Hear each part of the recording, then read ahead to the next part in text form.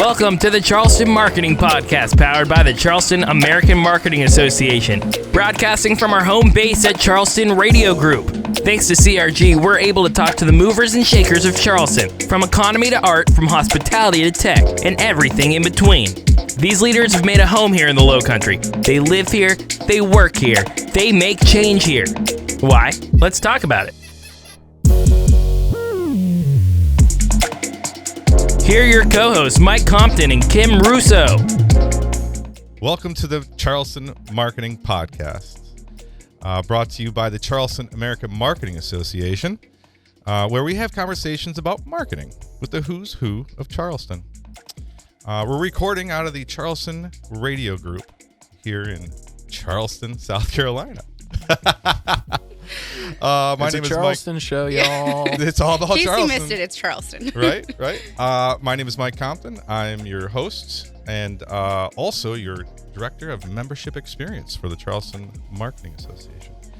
I am here with our guest co-host, Kim Russo. Kim, say hello. Hello, I'm Kim Russo, owner of On Brand Designs and also the Programs Director for the Charleston American Marketing Association. That's great. Yes, thank you for your support and being on the board. My day job is with Roombo Advertising, GoRoombo.com. Now that we got that out of the way, we're very excited to really dive deep into somebody who knows Charleston or should know Charleston, Steve Fletcher. Let's dive deep. What's going on, folks? I spend most of my time in the shallow end, but we can go at least 5-6 feet. Done. We got our snorkels on. We're good to go. I just got a scuba certification Hey, 6 months ago. Look at that. Have you used it? Yeah. So I've used it in podcast interviews. Podcast interviews only. Oh, you mean like have I gotten? No, I haven't scuba yet. Let's just make this weird and read your bio to you. Is that cool, Steve? Would love that, and I'll read over your shoulder while you read it out loud. Here, do you want to edit as we go? Yeah. Is this Google Docs? Yeah. Okay, I'm going to edit in this Live one. editing. Okay, I'm going to bold the things I really want you to linger on. All right, let me get this out of the way. Steve earned his BA at the College of William and Mary and his MPA from the College of Charleston. He's worked as a PR account executive, but also been a brewery tour guide, a door-to-door fundraiser, a bartender, and a traveling musician.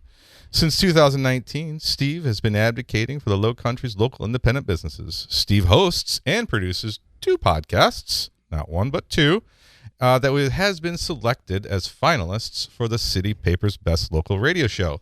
You were selected as finalists. Did you win? That's right. We don't know this year yet. Oh. I'm up against some fine shows that are recorded right here at Charleston Radio Group. This being one of them. Let's not talk it up too much. Being one of them. I'm behind enemy lines. We're coming at you. Just kidding. We're coming at you, for Steve. Plenty of fine audio productions in the Charleston area. When Steve's not doing his podcast or advocating for the Lowcountry, he's hanging out with his cats dog. Mm-hmm. Well, Not together. They don't live together. There's a door between the kitchen and the rest of the house, and they do not play nice. They don't fight like cats and dogs. They do. You did not. That's good.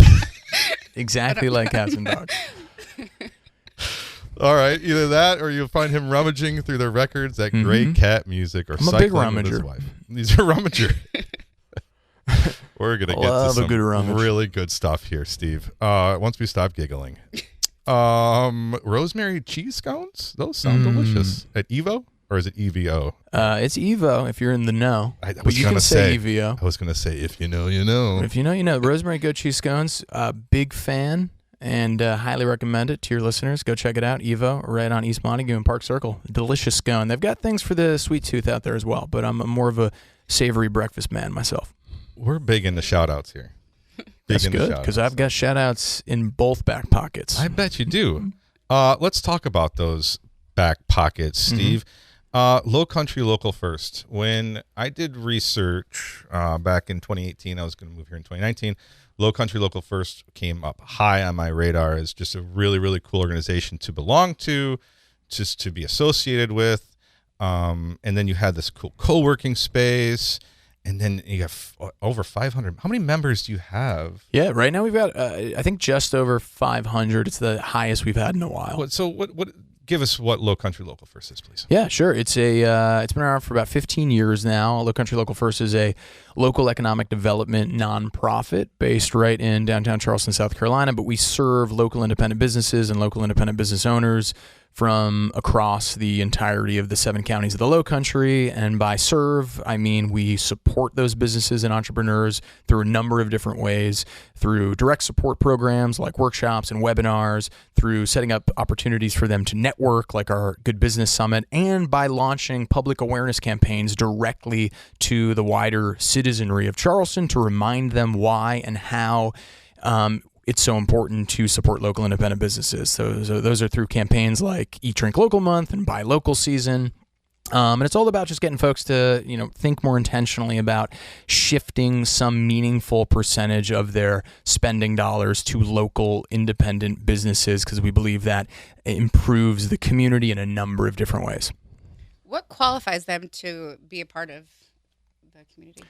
Yeah, good question. So we have a 4-point criteria that helps us determine if the business is local and therefore can be locally certified. And those include things like, is the leadership or the ownership based here in the Lowcountry? Do they have the ability to make meaningful decisions about with whom they work or from where they source? So do they work? Can they say tomorrow, I want to change the logo up and I want to hire a local graphic designer?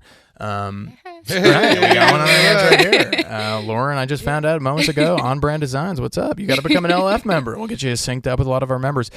So it's all about just like interconnecting local businesses together, because we believe when they work together, when they source from one another, there is a positive residual impact on the Lowcountry community at large.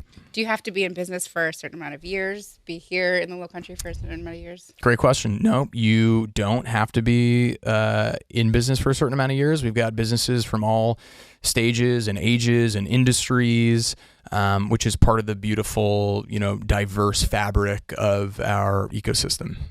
Awesome. It sounds like something that I wanted to start years ago. You know what I mean? It's like everybody. It seems like it should be in more cities than just Charleston. Is it in other cities? Yeah, that's a really good question. I agree. I think there should be a group like this in every major metro area, but also in some of the smaller regions and the towns throughout the U.S. and the world. And in fact, there are a few other organizations like ours, kind of a local economic development 501c3 is generally what they're called. There are organizations like Amoeba, AMIBA, and ILSR who will direct you to some of these other organizations. Small Business Rising probably also has a directory that would direct you to some of these organizations. Some of the big ones are like Local First Arizona. A lot of groups like Lowcountry Local First will look to them for best practices. They've been doing it a very long time, and their constituency encompasses an entire state.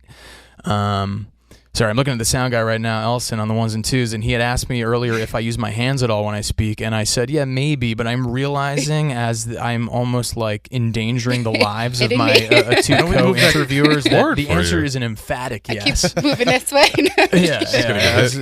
Y'all want to look out for life and limb right here. I apologize. But you're good. You're going under the mic, so you're good. Yeah, we got a mic thing. You're totally in step there. Yeah, I did sort of an aftermarket modulation to the mic so that I have you did good. You made it better. Self-inflicted hand movement. There are two Band-Aids on my finger. It makes me look like I'm a serial killer. I promise this has nothing to do with my gesticulations while talking. This is just a result of a brief jaunt up north into the cold, dry climes of New Hampshire this past weekend. Oh, all right. Keep it in the Lowcountry. Yeah. It's safer. That's right. Another reason to stay here and start a business. Don't ever leave. It's too cold up there. You'll have Band-Aids on your hands. Well, let's talk about it. So I mean, we're a resource. We want to be a resource for our membership, right? So just like you want to be a resource for your membership, you were giving us some great .coms. I definitely want to. What is Lowcountry Local First? Is it .com? Yes, it's at .org. It's lowcountrylocalfirst.org. Mm-hmm. And then we'll put it in the show notes as well. So don't be worried there. Perfect. Listeners. Perfect. We'll have all the resources because Steve's a wealth of knowledge when it comes to Charleston. Why did you move to Charleston, Steve? To go back to my dry skin, I only reason needed sort of a moisture, more humid, warmer environment. No, I mean the warmth. Honestly, the climate here is part of why I moved down here. And once upon a time, a buddy of mine and I had decided that we just didn't love what we were doing professionally. I was working in New York City at the time. He was in Boston. We had gone to undergrad together. Yeah, that's right. Yeah, we were actually in a boxing match as we were discussing what we were going to do next with our lives. No, we were on the phone, and we had just come to the determination that we both wanted a change, and we decided, like, let's move back in the direction of the South. Again, we had gone to school in the Mid-Atlantic in Williamsburg, Virginia, and we knew we sort of wanted to move out of the Northeast. It felt to us like it was just representative of this lifestyle that didn't necessarily click with us. There's a lot of hustle and bustle in metro areas like Greater New York City. I know, Lauren, you and I were talking about you lived there once upon a time. What's that? Kim. That's Kim. Kim? Is your name's Kim? Yeah. Kim, why do I keep calling you Lauren? We're gonna Ellison's gonna be all over that in the post production. We're in a very professional environment. I'm sure that can be done. Kim, I apologize. That's do you have staying. any Laurens in your family? Is your My middle cousin, name? who is still in New York right now. Oh, see, I meant Kim's cousin Lauren in New York. That's who I was talking about. Of course, yeah. I knew there. See, I'm like a medium. I'm like, is there a Kim? You had a scone with her up there. I'm sure. Rosemary goat Correct. cheese. Yeah, I bet they're almost as good as Evo's. Anyway, so moved down here, and the rest is sort of history. Ended up linking up with a startup called Matchstick Social. They're still around doing great things in the social media marketing space here. Cool. I've got a satellite office now, I think, somewhere in the middle of the country. I was with them for about a year, but I had done PR in New York City, knew I wanted to maybe use some of those skills in some way, shape, or form, just wanted to do it in a new environment. But you didn't get a marketing degree. You made me aware that you did not get a marketing degree, but Yeah. you got into marketing. What did you get a degree Mike had in? sent over some pre-show notes, and it said, "We'll talk about your marketing degree." I said, well, "That'd be fine, but that we would be it would be a fictitious It'd be made up. conversation." To go back to school I for can that. draw up a degree for you if you want. Is there a crash course that I can take between now and the Thursday interview? Because I will, so that I can talk about the marketing degree. No marketing degree, but I sort of learned was it your from the degree in? School of Hard Knocks at Matchstick Social. My degree is from undergrad from William and Mary. It's in American Studies, so kind of a confluence of American history, sociology. You could sort of make it your own. You're going to be a degree. professor then? Is that your long goal? Yeah, it's always the next question. It's like, well, and what did you want to do professionally with that? It's like, well, I wanted to just survive, and I eventually found a way. It's funny how humans want to do that. I wasn't sure what I wanted to do. I don't think the decision was made. I think the deliberation with which I came to the determination that I wouldn't have to necessarily know exactly what I wanted to do after college was based a little bit in the fact that I was a little bit privileged to have that time to think about what I wanted to do, and I'm fully aware of that. So I think my sort of approach to undergrad was just take it all in like a sponge and use these years to sort of decide what I might want to learn more about and how I might eventually sync up with the professional world. So I didn't have a job right out of school. I ended up eventually going to Source Communications, I think a year later, which is a kind of a boutique PR firm in New York City, and was only synced up with them through a friend of a family friend. And then that sort of opened me up to that marketing world for the first time, really. And that's where I got, cut my teeth on PR and marketing and storytelling and copywriting and branding and messaging and strategy and all that sort of stuff. And I learned a lot, and I became very comfortable very quickly with calling people, cold calling, interacting with folks for the first time, thinking about ways to solve problems on a dime. May not be the perfect way, but it will be a good enough way. So I take a lot of those skills and aptitudes and competencies with me, but I did determine after that 10 or 11 month stint that world was not for me. I wanted to bring some of that with me, but I didn't want to, that wasn't going to be my last stop, the world of marketing. It's an incredibly important world. Some people are amazing at it. It's perfect for some folks. I just wasn't one of those people. Why is marketing important to Lowcountry Local First? Yeah, good question. I think because part of what we charge our members for as a nonprofit, we have to structure our organization in such a way that members will pay a certain amount every year in order to have direct access to a number of benefits. And one of those benefits is marketing and promotion of their business. So, there's a bunch of non-local businesses here, and we do the best we can do through our marketing team. It's a small but mighty team on LLF to amplify, newsworthy events or projects that members of ours are working on. And to do that through the social media channels that we've cultivated over the last 15 years and through, the MailChimp newsletters that we've created over the last few years. If businesses are working together, those are particularly the stories that we want to share out there. So if one of our members says, hey, we're going to start, selling wine or whatever, and we say, well, who are you getting the wine from? Are you working with, you're a regular distributor? Or are you speaking with Nikki Root, who has her, owns a wine distributor? We don't create a lot of wine here, but we do have businesses that are based here that are part of the complicated distribution of wine. If you're working with Nikki Root, former board member of LLF, then we want to talk about that story and talk about how these local independent businesses are working together. And we'll do that by messaging that story out to the wider citizenry. I'm hitting the microphone, Allison. I'm sorry, man. You just did it once. It's all right. But it's Morse code. It says, I'm done. Your story, though, it's a great story because it's all about, once you move to Charleston, you'll really figure out that it's a relationship-based market, right? And people want to work with people that they like, and people want to work with people that have lived here for a little bit longer than other people. So it's great that how LLF just kind of makes it a little bit smaller, makes the community just a little bit smaller and builds from within. I think that's part of what Charleston American Marketing Association is trying to do too, is just trying to build a community within the community and link people together. Mm-hmm. Like there's so many silos in marketing, right? Yeah, Graphic design too. How too. quickly did you grow that community? Like, how did it get? Yeah, to when did over it start? 500 people? Yeah, good question. I can't take full credit or Sure even you half can, credit for that, but I will because I'm from the Northeast, as I mentioned earlier.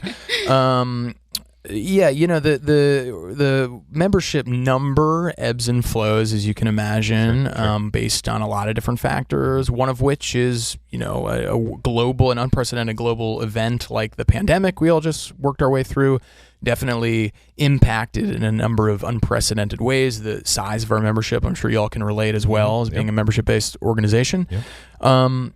But, 15 years ago when we started, it was zero. And then from what I understand... maybe like 6-7 years in, we started, breaching the 100 member point, and then 150, and then we sort of leveled off at about 300, 350 for a while, and then about 4 years ago is when I joined the organization. We were sort of at 400, and then we dipped down during COVID, and then we sort of rebounded back to upper fives or mid fives right now, which is first time in a long time. From what I understand, we've been that high. Did you see that spike after COVID? I know just for me personally, after everything started to open up and growing my business here, I was all in. Like, give me all the things. Yeah, for sure. Yeah. We've had first-time businesses. we've got businesses like Limehouse Produce who've been members for a decade. Oh.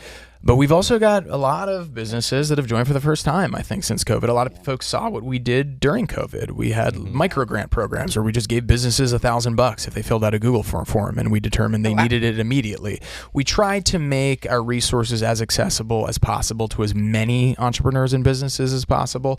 So we weren't super granularly focused on, are they a member? Did they lapse? Are they expired? Are they in grace? Have they never been a member? We sort of just tried to do our best with the team that was becoming smaller and smaller increasingly because we were also feeling the negative impacts of COVID, to provide these resources and this information to as large a group of businesses as possible. And so businesses saw that, and we like to think that is partially what we can attribute our rebound in growth to post-COVID. What about the Good Summit? That's pretty cool. Yeah, the Good Business Summit. Yeah. We've been doing that for about 10 years, the Good Business Summit. We just had our 10th years?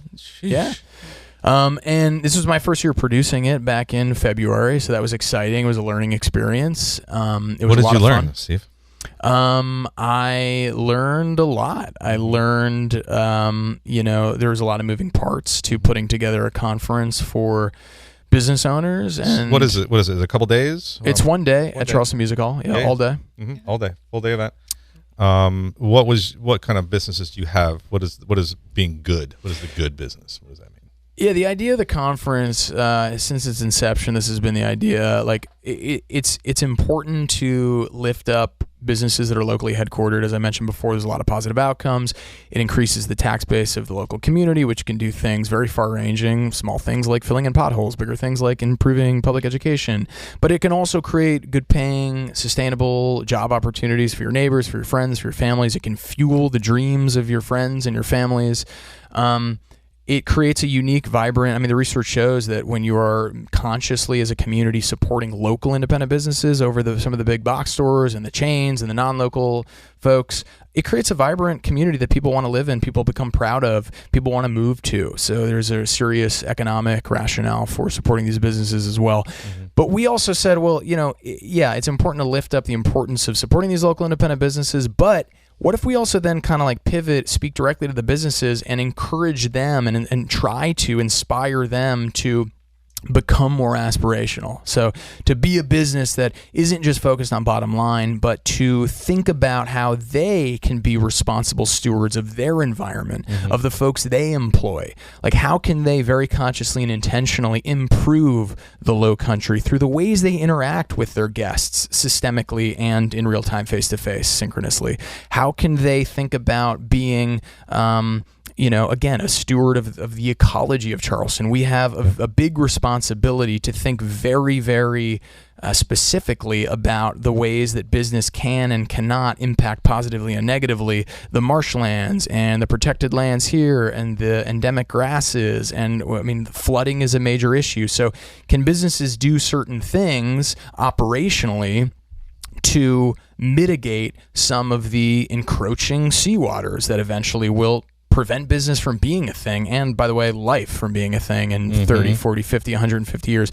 So, we don't want to be too heavy-handed about it. We also don't want to pretend that we have all the answers. We just want to provide a platform, a forum for local business owners to come together and say, what does it mean to be a good business? What does it mean to be maybe a social enterprise? And if we can think a little bit more about the people, profit, purpose component of triple bottom line, then how do we hold one another accountable, and what are some actionable goals we can take away from this day? So we bring some folks from out of state, out of the region. This year we had Dr. Christian Edwards of Black and Green. It's a female-focused, all-natural, toxic-free, cruelty-free Black women's marketplace with products and consumer packaged goods and cosmetics and healthcare and beauty.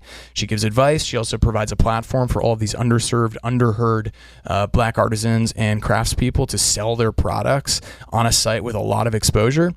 She was phenomenal. She was one of our keynotes. We also had Cullen Gilchrist of Union Kitchens, in DC. And he creates basically a bunch of grocery stores for kind of a similar idea for consumer packaged goods brands, primarily food and bev brands, who are nascent stage to come in and to stock those stores up, and then he'll help promote those brands so that people can come in and start generating revenue for some of those brands. So he's based in DC. So morning we do the keynotes. We also had Charleston Jazz in the morning to get people, excited. Love and then the music. afternoon we kind of turn the spotlight on some of the local independent business leaders, and they speak in the afternoon at a number of breakout locations like Forte Jazz Lounge. So if that's like your main big event, do you do other events to help attract either new memberships or industry specific, since you have, looks like, a wide range of industries? Great question, Kim. Lauren. My parents call me Kimberly. Kimberly. Stick with Kim. We'll keep Kim. But do say hi to your cousin Lauren in NYC. We do a number of different events over the course of the year in addition to our one big annual event. To answer your question, today, actually, I know this is recorded, so it'll be in the past through the magic of podcasting. But every month, almost, we'll do something called our local social, and every month it'll be themed around a different business industry theme. So there's like mindful money management. We're also big fans of alliteration. So we got the old mindful money management happening in June. So look out for that. I think maybe this podcast episode is coming out maybe in July 2023. I think that's what Mike said. We'll see. Yeah, we'll see how this goes. We'll see. You might have to push it up in the hopper after some of the fantastic knowledge I'm laying down. So Kim just asked you about what your monthly type of events, right? You guys have monthly. Yeah, a few hours ago, Kim asked me a question. And I this commercial break. I started talking about the meteorological realities of Charleston, probably. Yeah, local socials. We do local socials every month. We also do Chef's Potluck, which is right in the middle of Eat, Drink Local month. And we've got something called Buy Local Season every year as well. Amazing. Now, you do you have another question there, Kim? No. You have follow up on that one? Because I do. You decided to start a podcast, Steve. Steve calls Steve's podcast. What is it? Big Ideas, Small Talks? Small Talks, Big Ideas? Small Talks, Big Ideas. Nice. Brought to you by Lowcountry Local First. Why did you feel the need to create a podcast? Another? Well, it's my God-given right. 100%. You're American. As a human, I needed a podcast, as I'm sure you can attest. I love podcasts, by the way. Yeah. I'm not hating on Al. I love podcasts. And your podcast is pretty good, too. No, I think it's in I'm being serious. I think it's actually in the Constitution, depending upon how you read it, that you deserve at least 2 podcasts. So I created 2. As a result, it could be freedom of speech. I'll have to. We'll have we'll have the legal guy look into that. I think he's in the corner. We'll do a fact check into that. on Podcasts, are they granted to humans as thou being shall now have American podcasts. Yeah, Wait, is that a Bible? Am I creating a Bible? you might be getting into something liturgical. Religious there, wasn't I? Yeah. There's no separation of church and state here. We're freewheeling. This is AMA, baby. Well, Charleston's got the 4 corners, right? 3-cornered hat. No. Now we're just doing word association. Yes, exactly. But isn't there the corners Steve's where been there's here longer, so you've been here 4 corners of the law? Yeah. Mike's introducing like a 5th corner. I will introduce a 5th corner. The 5th corner would be a good pub name for a podcast. Listen, if you're out there, that one's free, folks. If you haven't started your God-given podcast, then start it. It's called the 5th corner. The 5th corner. It's like the 5th dimension. Steve. Yes, I started one called Small Talks, Big Ideas with Steve, brought to you by Lowcountry Local First. We talk to local independent business leaders or folks, in some way, shape, or form aligned with the local independent business ecosystem, and we just chat about their personal and professional story, not unlike what I think is happening here. Dang. Shots fired. So this is members that you bring on the podcast? Yes, sometimes members, sometimes board members, sometimes elected representatives, sometimes folks who I encourage to become members but don't, sometimes folks who I encourage to become members but do. Perfect. So you get them on your podcast to try to convince them to become members. Right. And I make sure that we get the audio clip, and I send them that MP3 every day for 4 years. That is determination right there. Yeah, and also breach of protocol, probably, and maybe law. So I did listen to your podcast. Loved the podcast. Thank you. Couldn't find the second podcast. What was the second podcast? Second one is Steve's new music guide. And You're Kim a over here is a musician. branding expert, and I was trying to steal some free. So it's over there. You're going to see it everywhere. I've seen some of her logos just in the last 30 minutes. They're incredible. And I very selfishly slid over my phone with the Steve's new music guide logo on it. And going on. just mouthed, what do I do to make it better? And then you came in and were like, we got to record this podcast. I was like, dang. Well, that's why we have guests, just to throw to Kim. So Kim can help him out with her graphic design. Kim passes it to Lauren when it's too much for her. Yeah. Up in New York. So I did. Will she listen to this? What now? If I tell her to. Heck yeah, she'll listen to this. Cousin. What does she do? We have a spot. She works for a construction company, but doing like buildings in New York City, and that's as far as I know. Oh, sweet. Okay. Right. Good story. So she's Kim. rich. Good story. Where was I? So talking about your podcast, I listened to your recent podcast, and then I went back and listened to some older podcasts, and we all know we're kind of in the learning stage for Charleston American Marketing Association. We're going to launch this here shortly, so I'm in the weeds, just kind of building the library. Yeah, right. Sure. So I'm also creating an intro, and your first episode. There was this nice music. There was an intro. There was like this, you did the bio. You did the typical podcast opener. Yep. Right. And I'm in the weeds right now trying to build that podcast opener myself for this. Sure. And then you listen to other more recent episodes and you just forego all that. Yeah. And then you just go right into it. One time your mic wasn't even working for a couple of seconds, and then you got it to work. But talk about how you just get the information out there. It doesn't why your story, please. Sure. So talk about how the podcast has gotten worse and technically less proficient. Yeah, happy it's to. thrown together now. Yeah. No, love that prompt. You like that? It started out as something that I created at home, which is why I was putting the music on, I was tinkering with levels, and I was tracking the sound from left speaker to right speaker, and I was basically creating Dark Side of the Moon of podcasts. And when I went into Ohm Radio 96.3 on Meeting Street, a little community-powered, commercial-free radio station, they invited me in to do the show there. I had the privilege and fortune to be able to, use their professional setup, not unlike here. I mean, you mentioned you're kind of in the weeds and in the nascent stage of the podcast, Mike, but honestly, it's it's awesome that y'all are partnered with Charleston Radio Group on this, because it's high-end, very polished production, and I can tell the sound is going to be really good. And the episode will be really good, notwithstanding your current guest. So I apologize. You're doing great. Slowly bringing the quality down, but we got to go back to your level of podcast. I think but listen, I'm going to pull you all up, and the key is just to throw all the music out and just like turn the mics on halfway through speaking. That's really the key to a good podcast. But my point is, though, I mean, you're just getting it out there, though, right? Yeah, Starting it, getting it out there, and doing it on a consistent basis, right? Well, and also, Ohm holds me a little accountable and helps that happen. Talk about Ohm. I think that's cool. I want to learn more about Ohm. We do our podcast. So I have two podcasts. One is Steve's New Music Guy. That was one you can find. But once the logo is polished up by Kim and her cousin Lauren, You're it's here going on the Marketing to be phenomenal. Number one in Charleston. It'll be all over the place. We're here to help everybody. I'm going to dump a lot of AdWords dollars into that new logo. We're waiting on that still from Kim. But when we get that, it's going to... I've been in my head right now. I'm not really paying attention to this interview. Dear. You're thinking of ways. He's a music guy. Do we do the acronym? She's redesigned your logo already. It hasn't heard one word that you said. It's actually already top charts. Yeah. Right. So So now that I have a top chart #1 podcast, I'm actually about to leave because I've got things to do now. Small Talk's Big Ideas with Steve. I don't even know where I was going with that, frankly. Can you get me back on track? Yeah, no, probably not. Okay. Marketing is what we do here at the Charleston. Well, we were talking podcast. about how you were going from more of production, and then just getting. was what you were gonna. Thank you. Yes. Ohm Radio. Thank you. So, somebody's paying attention. Multitasking. In my head. Over Kim, this would be just a dumpster fire. Yes. Thank you, Kim.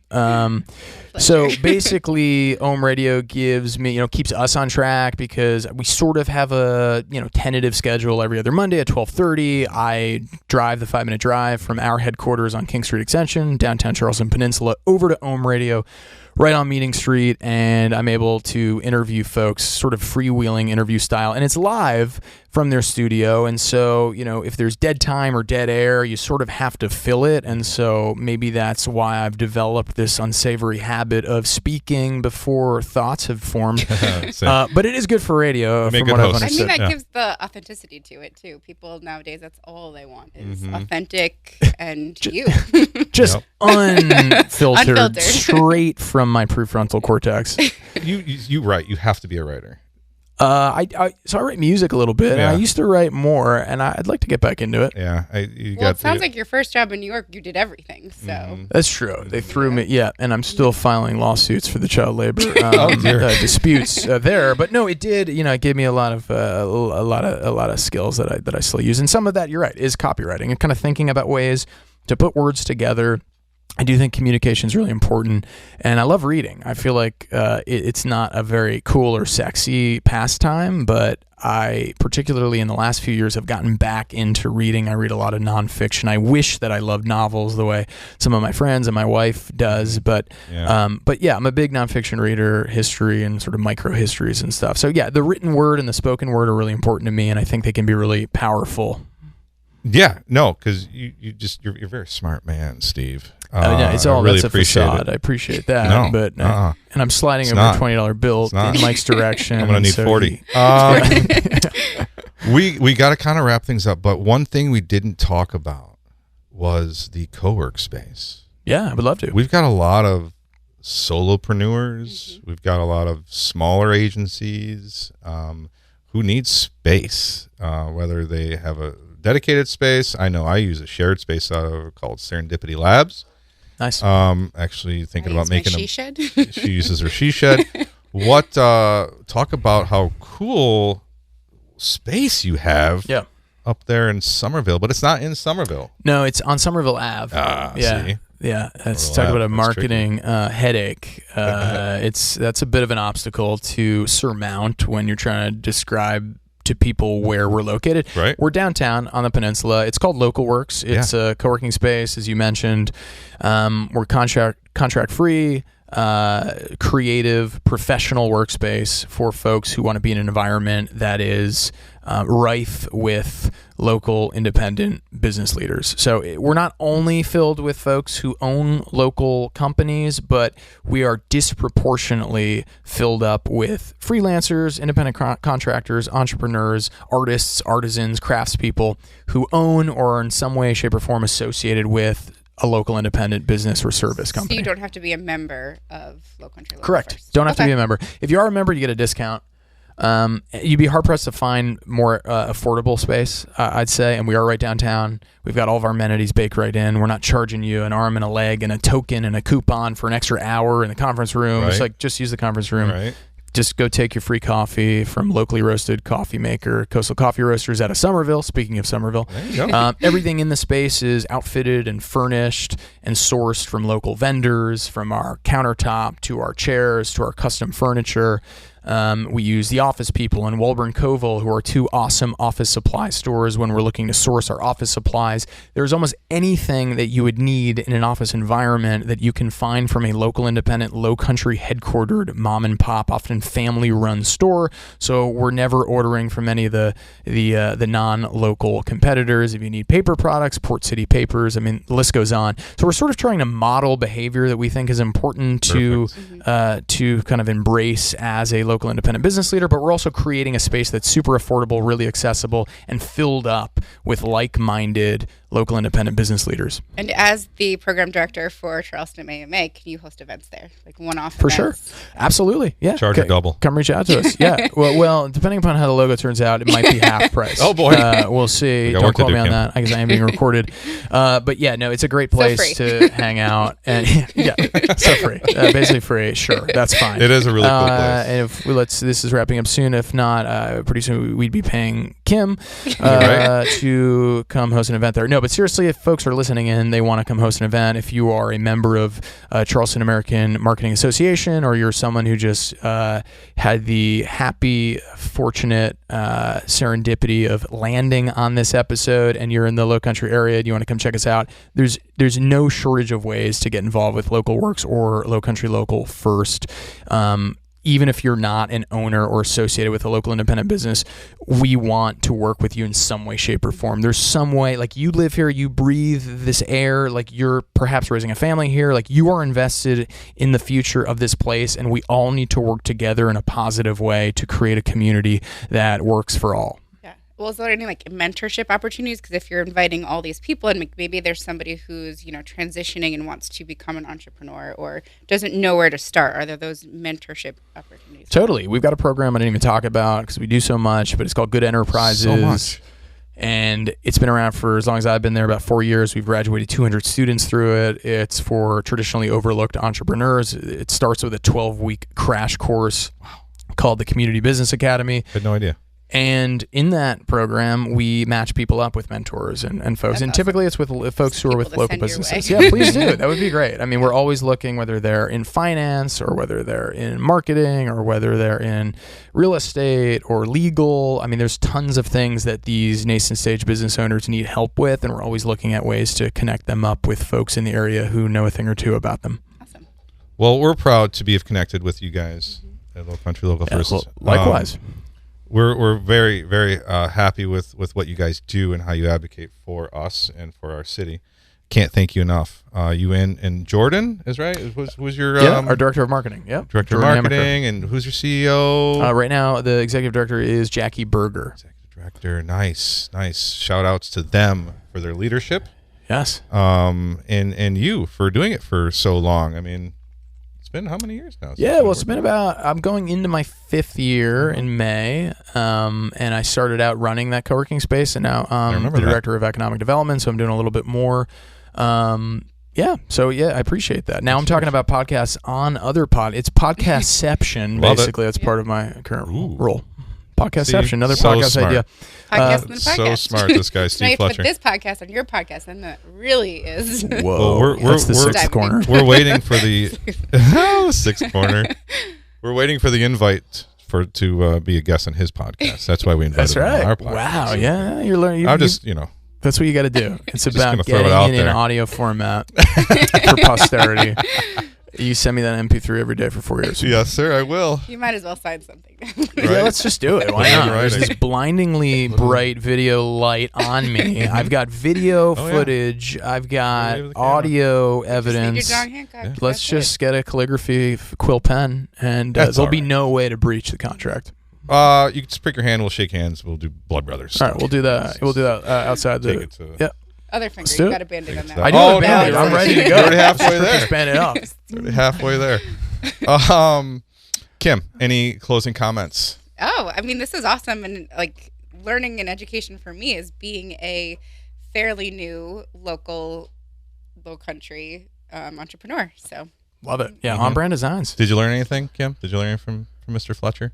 I learned he is a great storyteller, communicator, and is very smart. And a musician, too. Musician, too, yeah. do you any We did gigs? listen to some music. We didn't really cover that much. Yeah, but I haven't played music in a few years. I picked up my guitar the other day. I was in New Hampshire. My brother and I used to be in a band here in Charleston, so we were playing a little bit. I'm going to be at High Water, which is a few months ago when this podcast is coming out. But Right. for us here in reality, what is reality really? Is it where the people Matrix. are when they're listening to Are this, we in or is the it where meta we are right now? Are we metaing? Is that how you? Oh shoot! You meta? I forgot to take my Oculus Rift glasses off last night. Oh whoa! This podcast is tomorrow. Oh, Weird, but now I'm prepared for it.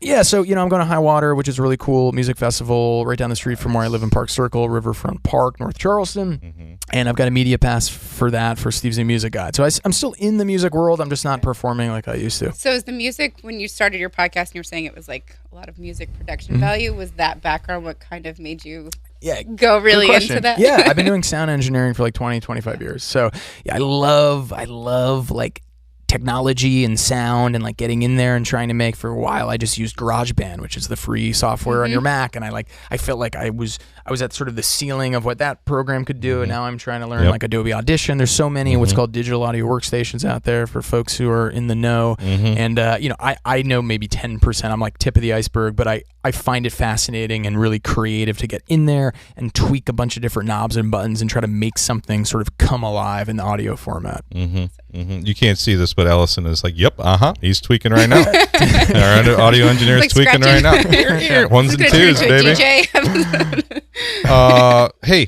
thank you, Steve, for your thanks for having time. me. I appreciate it. Yes, Thank you so much for yes. having Thanks me. to Kim for co-hosting with me today. Absolutely.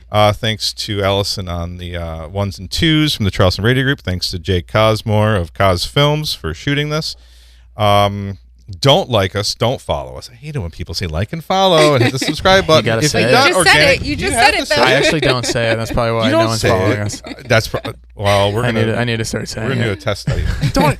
You should just be doing it. You should, oh yes, I'm gonna subscribe. I know what to do. People don't need to be told that. Yeah, being told to follow. And then like the idea that following is like pressing a button that says follow is super dystopian. I just don't like it. Yeah, like following should just be like, I'm going to seek out your next show. Right. But I don't know. We've all become sort of automatons. You're an influencer. Listen, I'm gonna get You're definitely an influencer. You're influencing I don't have me. any social media. Zero social media. That's a whole other That's also why my- conversation Where do people that we're find going. you? Yeah, that's why my music guys listen to just my parents. But No no. LinkedIn, nothing. No. I do have LinkedIn. Okay. I do have LinkedIn. I do have Okay, LinkedIn. you can find Steve Fletcher on LinkedIn. I'm on LinkedIn. Yeah, that's right. Is LinkedIn social media? I guess it is. It is. Dang. All right. Social network. Now people are digging into all of the facts and figures I spewed over the last 35 minutes. So your yeah. LinkedIn profile would be in the show notes. Right. Throw that Exactly. in there. Follow that. Exactly. Friend my notes. Exactly. And be a fan of my life. I feel like we learned so much from you, Steve. Thanks again. Thanks for And, having me. Honestly, this was awesome. I wish you all the best. This Pretty is cool, a really isn't it? exciting thing to do, and I feel like this is great vibes, great chemistry. I apologize for bringing down the tenor and content and value of this particular And that's episode. totally fine. We'll make up for the next time. Yeah, and put it in the show notes. We'll make it up for the next one. Put the warning at the top. Speaking of the next Steve is one, sorry, right in the show notes. Ellison's going to kick us out of the here. Someone's like banging on the door to get in. We're going way over, but that's all right. Yes, don't like us, don't follow us, but if you do like the content, follow Steve Fletcher on LinkedIn. So subversive. Kim Russo and on brands, Mike Compton with GoRoombo.com. What is that? What is that website? GoRoombo.com. Go Roomba? RUMBO. Roombo. Oh, what's Roomba? Roombo is my advertising agency. I co-own an advertising agency. We're based out of Tampa. Oh, okay. That's So why I you can't join. All right. join. Okay. That's Our all right. brand You design can- I'm a little is hurt. based out of I'm a little hurt. Charleston. You can get synced up with us. Trying to Yeah, but wrap I'm this show going to up. work on Kim and Lauren over here. We're thinking about headquartering out of Charleston We'll versus bring Lauren Tampa, in on but the we'll see. Zoom call. Okay, so that sounds good. Yeah. Lauren, now, Lauren's construction company, are they based in New York How City? did Lauren get back into the conversation? Folks, we got to go. All right, we got to head out. Thank you. We'll see you next time.